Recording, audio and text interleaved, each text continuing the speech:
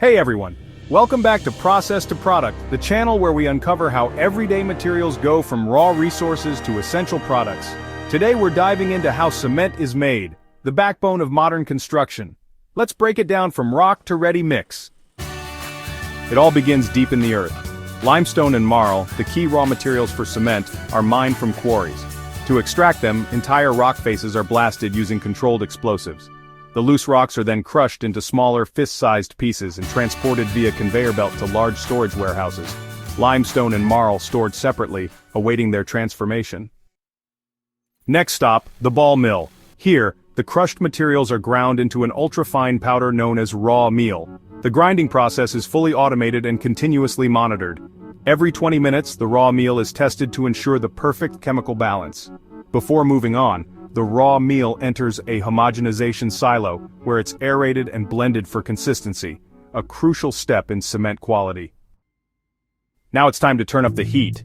The raw meal heads into a rotary kiln, which is basically a giant rotating furnace where temperatures soar to 1,450 degrees Celsius. Inside, a 20-meter flame transforms the material into new minerals. This process, called sintering, forms these small dark nodules known as clinker. The glowing clinker is then shock-cooled using air blowers to stop further chemical reactions. After that, it's stored in silos, ready for the final step. In the last phase, the clinker is mixed with about 4% gypsum, and sometimes other additives like limestone or silica fume. Then, it's ground to a fine powder in a cement mill.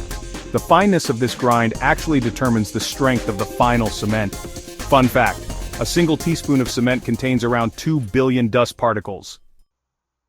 Behind the scenes, precision is everything. A single operator in a central control room can monitor the entire plant, 24/7. Advanced systems ensure every batch meets strict chemical and physical standards, because strong buildings need strong cement. Once ready, cement is moved via air conveyors into storage silos.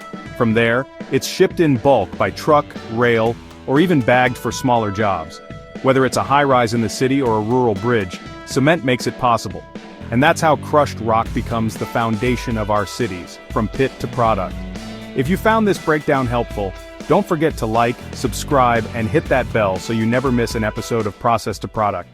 See you in the next build.